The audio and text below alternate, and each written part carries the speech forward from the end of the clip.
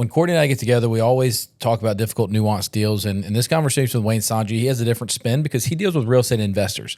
Wayne Songy's team not only does agency work, but they also have a property management company. And that alone comes with its own dynamics. And so in this conversation, Wayne talks about how they deal with investors and how they deal with investors in their different way of looking at business. And if you're interested in hearing how a real estate agent can service both as an agent and as a property manager, check out this conversation with Wayne Songy. I love leaning into the hard real estate transactions. It's not necessarily hard. It's just ones that are not the regular cookie cutter first mortgage type of a transaction. Mm-hmm. And I think that as a property manager or as a real estate investor dealing with buyers and sellers or property owners who are, having different phases in life that may need to offload properties or, a deal that might go bad and a tenant that might not be paying.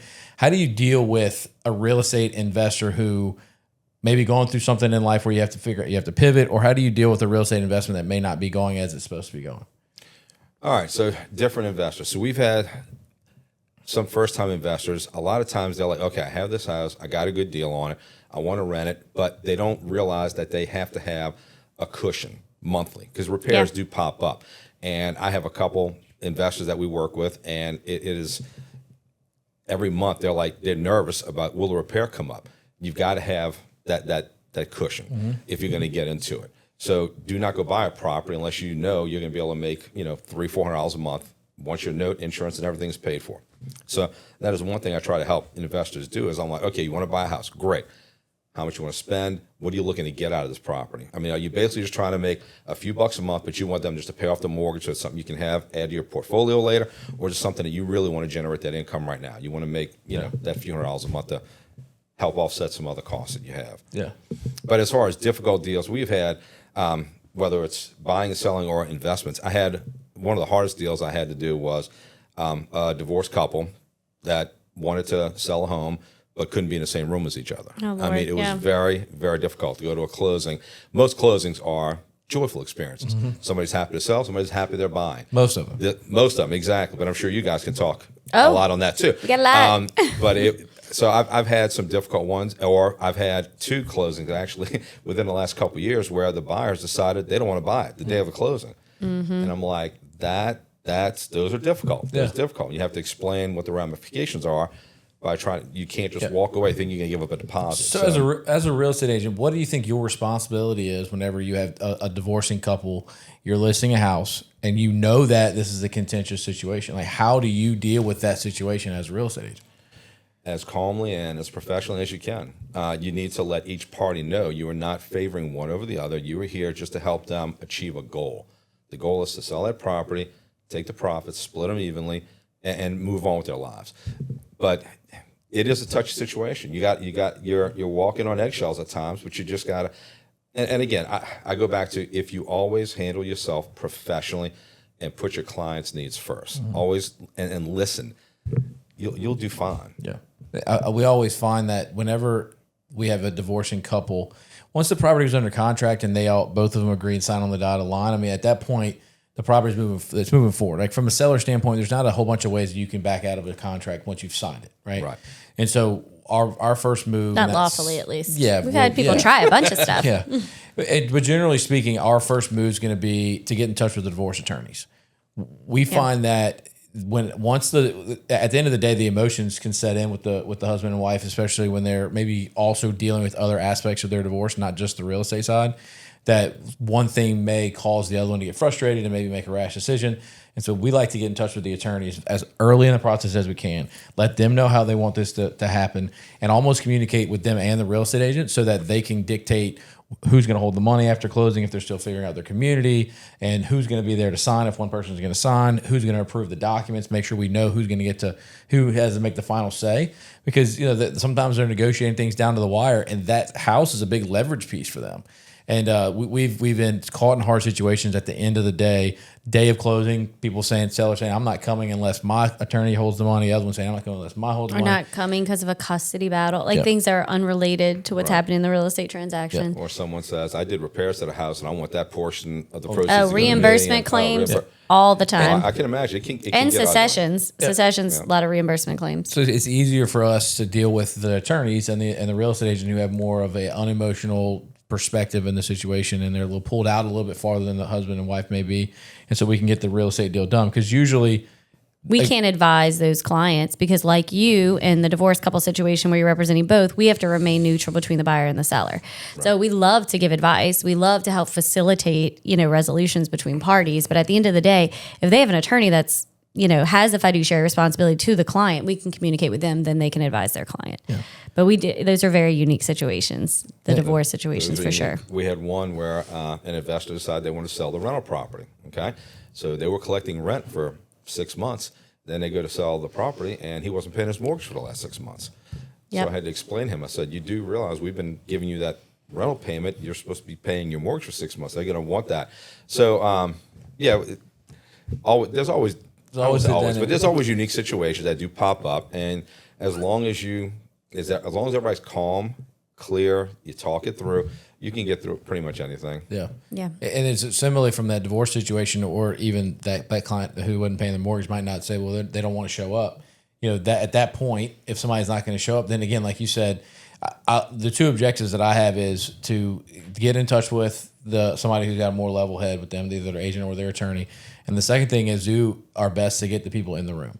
Because once you get the people actually in the room, whether it's two real estate agents that are in disagreement or two sellers or opposing parties, buyers and sellers that are in disagreement, once you get people in the room and it's face-to-face and you realize that the buyer is just really wanting to move their house, their family into a new home, the seller has some sentimental value there and they're attached to that emotionally, or this husband and wife are just ready to move on with their lives. When you can get everybody in the same room, and a lot of people they want to run away from that. They don't want to put themselves in that hard situation.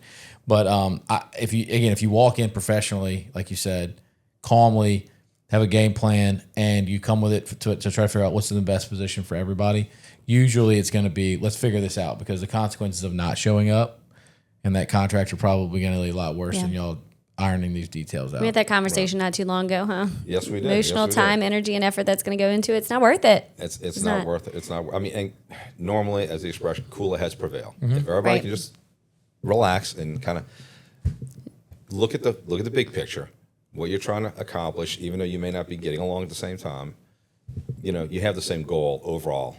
That's what you do. Give people a common goal.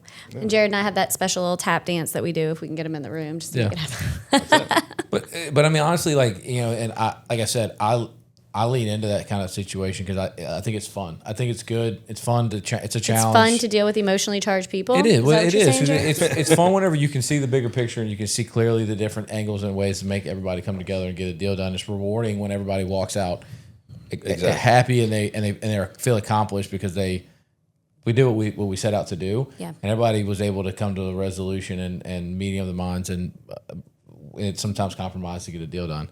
I enjoy that kind of stuff. The ones where I'm sitting there pushing paper across the table and everybody's sitting there quietly waiting for the deal to be done, I'll let somebody else go close that one. I'll close the hard ones. There you go. You like a challenge. Exactly. I mean, and there are people who they rise to the challenge. Mm-hmm. I love a challenge. I love a good challenge. Yeah. Especially when you see all your hard work and it comes to the finish line and you're like, no, we're doing this, right? We're doing this. Everybody buckle up. I've been in real estate for 10 years, but before that, I taught for 20 years. So, talk about challenge. I taught second and third grade. Bless you. I have a second and there were grader challenging right now. students, but the greatest reward when you saw a lesson hit and a kid learn. That was great. I love the challenge. So what was worse? It's easy to teach those kids that have the 140 IQs that come in almost like robots and they know how to answer it. It's great to have those, but I love the challenge. A kid that learns and they get excited because they learn something new. You can see their faces light up. When Who's worse, the kids or the parents? All right. That's easy to think. Let's transition with that question. Let's talk about. Scratch myself. Let's transition and talk about how get that itch, Mal. Yeah. Let's transition and talk about how you operate your business. And so I'm gonna take something from the last segment that we just talked about that I think will translate well. You were a teacher in your past, right? Mm-hmm. And I know how important the right real estate agent is for your organization. Y'all are a family. You've been doing this for 35 years. You have a legacy of doing this, but start on the South Shore, you're on the North Shore, you're second generation. And as a teacher, how important is it to you to train your agents as they come in and onboard those agents to make sure that they understand not only how to be a realtor, but also understand how to live the values that y'all have established? That's a great question. And that is one thing that I love about what my wife and I are doing now is because we are natural born teachers. I mean, I taught for 20 years. Stephanie was a teacher too. Yeah, my wife taught for 29 years. Wow. My son's a teacher over at Hannon High School. My daughter, Abby, the one that now joined us, she taught for a few years. So it's kind of in our blood. There's been a lot of educators in the Songy family, not just our branch, but in other branches too. Some have been superintendents, and one was a coach at Jesuit and Brother Martin. But back to what you were saying, we love teaching. We love educating. And doing something that we are passionate about. I love training and getting to work with new agents and kind of going over things with them, what I expect of them, and when they need help on how to work a certain deal. I mean, I get questions almost daily, even from agents that have been with us for a few years. They just want to make sure that they're doing it right, and I love that. That's a good sign. It's a good sign they see you as a resource. They want to make sure and care about quality. They're doing it right. They know how important the company is and the legacy is to me and Stephanie. To Stephanie and I. There you go. Let me phrase it. Rewind. So they know. They will reach out to Stephanie and I all the time to make sure they want to do it right. And I love the fact that they're doing it. And not out there saying, I can do this. I know what I'm doing. Yeah. Well, unfortunately, we see the flip side of that, of the agents that don't have the resource or don't see the need to rise to a certain standard or level of quality, right? Because we see all of it come through our office. So we appreciate the training and applaud y'all for doing it. Well, but it's also important to know, because we get the question a lot from realtors, what broker should I join? Should I join this team? Should I go to this place? Thinking about leaving. What do you think about Tell this? me where to go. And my answer to all of them always is, I can't answer that question until you know what you need, right? And if you need to go to a place, a culture with a smaller group that's treated like a family, and not everybody needs that, right. Or you need to go somewhere that you're going to be trained and you'll have available to the brokers and people with years and years and years of experience. Not everybody needs that either. But if that's what you need and what you want, then we can recommend them to y'all's group, and it's important. And to go through the interview process themselves. You know, as we tell them all the time, we can't make that decision for you. But we have all these amazing resources. Right. Any realtor that's out there, if you are not happy wherever you are, then talk to a few other ones. I mean, it costs you nothing. Yeah. And I mean, and you will know if you're in the right place. I mean, we have two offices, but we don't have these, big lavish offices because our industry has changed so much that agents are never in the office. Not using them, yeah. They're not using them. I mean, you're doing deals at your house on your computer. And you have really cool title companies that have space for you downstairs. Awesome title companies like Arena. Can't think of more awesome, to be honest with you. Yeah. But yeah, find what works for you. Yeah. I mean, if you need, because a lot of the bigger companies, they'll have a sponsoring broker, but that sponsoring broker has so many duties, they may not have that time. Yeah. I mean, if you are a self-learner, they might have the little tutorials, things you can watch on a computer. If that works for you, find what works for you, bottom line. And the good news is, if you do go to a company and you're not happy there, you can change. You just don't want to be one of these agents that is changing brokerages every few months. Because then, they have those? I've heard some lenders do that too. I'm not sure. Just a couple. My first year in the business, it was like my first year, and it was coming to an end, and all of a sudden everybody got up and switched, and I was like, "Is the world running? Is something wrong here?" And then I was like, "No, this is normal." And then the next year, like end of the year, everybody got up and switched again. I'm like, started seeing a trend. It was like, as soon as the industry got difficult or somebody was offering a different carrot, people would switch. And really, at the end of the day, until you realize who you are, and honestly, the crazy thing is that a lot of times the agents who leave and go, they end up coming back to the first one that they joined or one of the other ones that they'd already been a part of, because they realized that one was the one that gave them the most value because it solved the problem they needed. If they needed to be educated, if they needed to be in a smaller group, or they wanted to be in a bigger group with a smaller fee, whatever they needed to help grow their business, they started realizing it in clarity several years down the line, and they ultimately go back to the one that really added that value to them. So I realized they needed to work on themselves, and that it wasn't 100%. But the institutions that were the issue. It's the personal development. As we talk, and when we talk about systems within our organizations and how businesses operate, it's important for people to talk about that. And most business owners don't realize that, if you're trying to attract not only new business but also attract talent, you need to be speaking your values and what value you add to people. And it'll draw in the right people. They'll be attracted to you. If buyers and sellers heard more of how your company educated their agents and the value of the small group and community that y'all have, people are going to be drawn to that because that's the type of people that they are.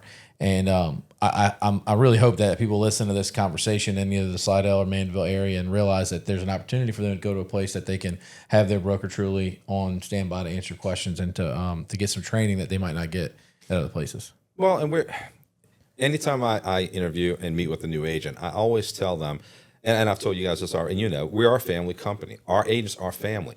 We help each other.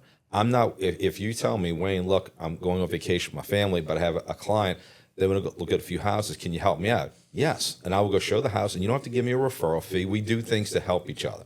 And where some other agents, and there's nothing wrong with it. I mean, you're entitled to earn your commission any way you can, but we always look out for each other. And that's the kind of people I want to bring on board, is people who you want to work with a family, you want to feel like you're part of a family, and have that guidance and the years of experience that we have. Because my father, even though the industry has changed a lot, he has done every kind of deal you can imagine. He's a great wealth of knowledge that I still talk to and tap into. So, but not about social media. God, no. I'll tell this story real quick. My dad wanted, so we have DocuSign. We provide it for the company. And my dad says, Butch, I want you to show me how to DocuSign. Okay, Dad. So he comes in. We worked for 45 minutes to DocuSign one document. And I told him, when I got home, I walked in, I went and made myself a drink. And my wife, Stephanie, she's like, well, how'd it go? I said, Stephanie, teaching my dad to DocuSign was like teaching Stevie Wonder to drive. Yeah. That's really what it was like. So Foreign concept to him. Yeah. It was. We get agents call every now and then that they're like, we got one that's got to come in to sign. Can we use your conference room? Sure can. Got one that just doesn't get it, Well, and then we have on the flip side now, we're getting these younger generations that are buying and they don't want to come to the office. They barely want to come to the closing. They're like, are you sure I can't just do this from my phone? Like, no, bud, sorry, can't do it from your phone. Can't sign their name. But they're sending in deposits electronically. They're doing all the documents electronically. They're responding to us via text message, not via email. That's a whole pivot that we didn't even anticipate early on. But like, there's more text message communication than email communication. So you really, in this industry and what we do, we have to hit so many different mediums of communication and marketing you do. to get in touch with everybody. For us, we have clients that are various ages, various technological skill levels, and it is interesting. I have a gentleman, he's actually my father's age. He's an investor. He's got a couple of properties in Folsom. He's got one in New Orleans. And everything I do with Mr. Frank, I have to bring to him. Yep. And meet him and his wife. But he enjoys that cup of coffee that you he loves it. He loves it. And I love the personal touch. I really do. As great as technology is, and it is, it's very convenient. I mean, come on, who are we kidding? But you do lose kind of that personal touch. That's something my dad loves to do. He still loves to talk and meet with people. And I mean, I do the same. I mean, I don't just text my clients, my investors. I mean, I will give them phone calls on occasion just to talk, see how they're doing, right, everything, and check in with them. It doesn't take much, but it just creates that relationship that I like to have with the people I work with. Absolutely. Well, that's his town. I mean, you're from Slidell, from Covington. I mean, you're from Slidell, Mandeville. You know that this is a business community that's built on relationships, and you have to have that personal touch in order to do that. So I think, and again, going back to the small group of agents you have and building a community of people who feel that way is important, because that's how you make you stay around a place like this. You don't have it be a flash in the pan. You have relationships that last. So and deep relationships have the greatest impact. Yeah, and so absolutely. when you set out to have an impact on the people that you care about and the community you care about, then relationships is how you do it.